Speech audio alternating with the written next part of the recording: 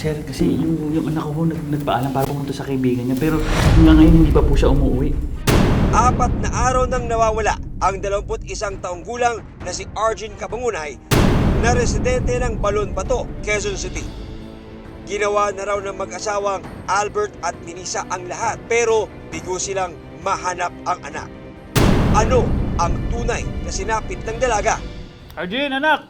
Muli ka na, kain na! Katatapos lang ng senior high school ni Arjen, plano raw niyang kumuha ng kursong physical therapy sa kolehiyo. Anak, umupo ka nga muna. Parang sinisilabad niyang put mo eh. Tay, late na po ako. Huwag na po muna magnermo ng aga-aga. Anak, pasensya ka na. Alam ko, kulang pa yung pagbayad mo para makuha mo yung good moral mo. Hayaan mo, pagka may extra ako, dadagdagan ko yung pagbayad mo sa school. Asus! Ako, tay, okay lang po yun. Tsaka, unting kembot na lang, magiging PT na ako. At kapag naging PT na ako nang bahala sa inyo ni nanay. Talaga ha? Gusto ko yan. Kaya, alis na po ako. Alis na ako. Ingat ka ha. Yun lang talaga hilig niya. Ayaw niya mag ibang kurso, yun lang talaga. Kaya kami naman, sige day, kung gusto mo yan, tingnan kung kaya lang natin, gano'n. Kaya nagpursige siya na makuha yung ano yan, good moral. Ate, dalawa nga pong pambuffing. Buffing, ano po yung 50 pesos isa? Bali 100 po. Kwento ni Albert, para masustentuhan ang pag-aaral, nagtrabaho si Arjen sa isang hardware store sa Caloocan City noong nakaraang taon. Tsaka ate pa yung resibo. Resibo, sige. Namasukan siya ng sekretary sa isang hardware.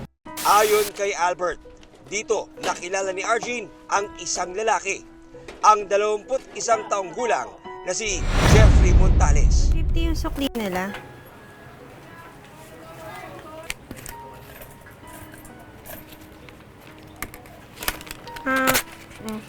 Ito yung sukli nyo, tapos resibo. Miss, parang kulang to. Anong kulang? Ito! Wala yung number mo dyan. Bigay mo na kasi yung number mo, RG. Anong ibigay? Papagalitan ako ni tatay. Pues hindi ako aalis hanggat wala yung number mo dyan, miss. Sige na, isulat mo na.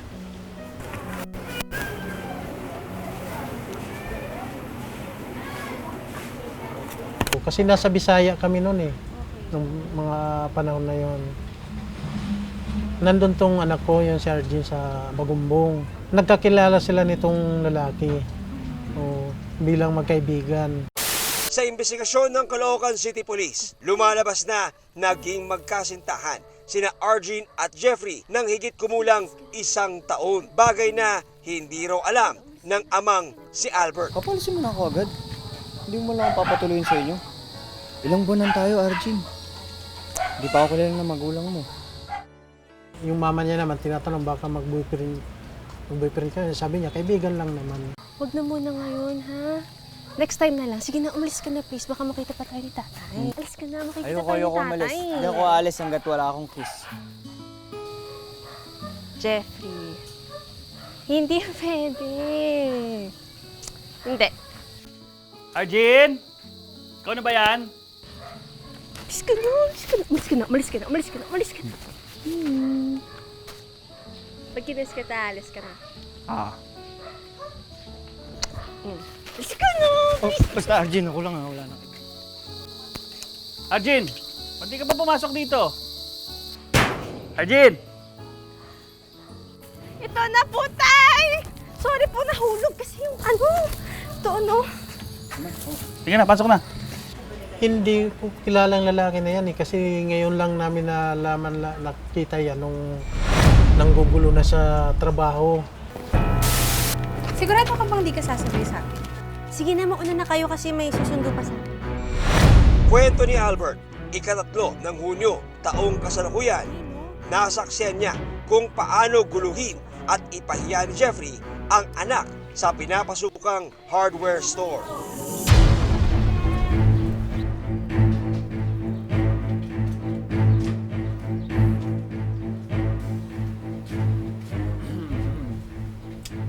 mo. Ano ginagawa mo dito? Sinusundo kita. Hindi naman ako nagpapasundo sa'yo ah. Bakit Tsaka may di iba ba namang- break na tayo? Bakit may iba namang sumusundo sa'yo? Eh ano namang pake mo? Ano ba, Jeffrey? Sino ito? Kasi hinaharas siya sa trabaho noon eh.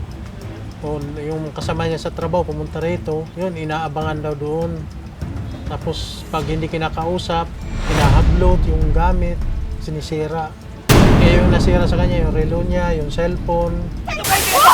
Akin na! Ito ba yun? Ay, cellphone ko!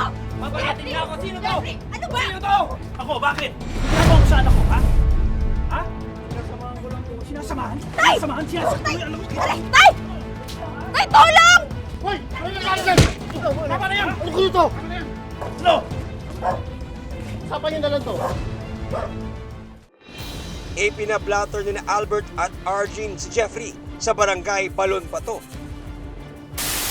Sa kopya ng blatter na nakuha ng investigador mula sa barangay, nagkaroon ng kasunduan sa pagitan ni na Arjun at Jeffrey na hindi na pwedeng lapitan ng binata ang dalaga.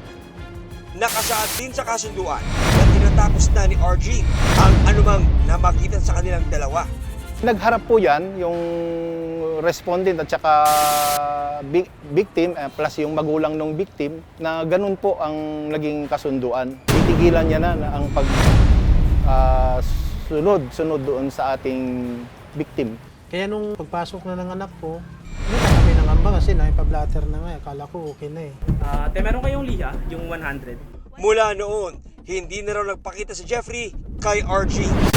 Pero hindi pala rito matatapos ang kalbaryo ng dalaga. Sinungaling! Ano ang sasapitin ni Arjun sa kamay ni Jeffrey?